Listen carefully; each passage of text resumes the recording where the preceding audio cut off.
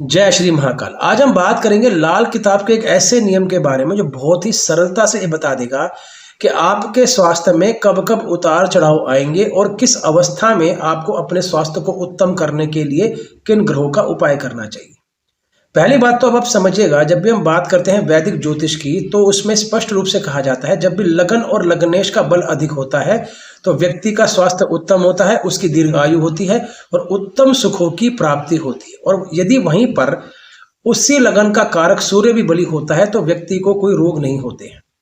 लेकिन जब हम बात करते हैं लाल किताब शास्त्र के बारे में तो उसमें सिंपल सी भाषा कही गई है कि काल पुरुष की पत्रिका में खाना नंबर 1 में सूर्य उच्च के होते हैं, मंगल उसके अधिपति होते हैं। यदि मंगल और सूर्य दोनों ही पत्रिका में उत्तम अवस्था में होते हैं, मंगल बद नहीं होता है, मंगल के घर में कोई शत्रु ग्रह नहीं होते हैं और सूर्य देव के भी भाव में कोई शत्रु ग्रह नहीं बैठते हैं, और अगर ये दोनों ग्रह उत्तम अवस्था में हो, शुभ ग्रहों के द्वारा दृष्ट होते हैं, तो ऐसे व्यक्ति के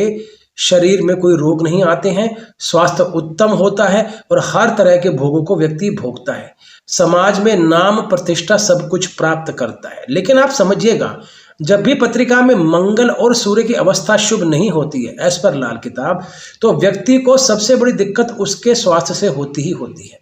तो सरलता से यदि बात की जाए, यदि पत्रिका में सूर्य और मंगल का बल अधिक है और सूर्य कुंडली में उच्च के बैठे हुए हैं, उत्तम स्थान में हैं, तो डेफिनेटली आपको हर तरह के वैभव इत्यादि प्राप्त होंगे। व्यक्ति समाज में प्रतिष्ठा को प्राप्त करता है, समाज में ऊंचे पद पर रहता है। और आप समझिएगा, जब भी हम केवल एक बेसिक कॉन्सेप्ट की बात करें, आपने देखा होगा आज भी कुछ ऐसे ज्योतिषी हैं कि यदि कोई व्यक्ति कहता है कि आचार्यवर के मेरे शरीर में कोई रोग आ गए हैं, मुझे वो ठीक करना है, कैसे ठीक करूं, तो वो एक सरल सी बात बोलते हैं, यदि हो सके तो अपनी कुंडली में बैठे हुए सूर्य को आप ठीक कर लें, आप सूर्य देव की पूजा कर लें, या फिर लाल किताब ने अलग अलग भावों के अनुसार अपने कुछ उपाय बताए हैं।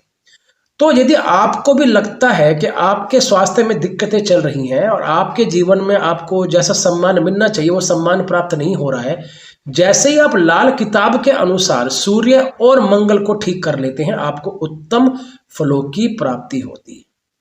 यदि मैं सरल भाषा में कहूं, यदि आप एक सोने की चैन में एक गोल्ड का चौरस टुकड़ा पहन लेते हैं, तो ऐसी अवस्था में मंगल को बृहस्पति, सूर्य,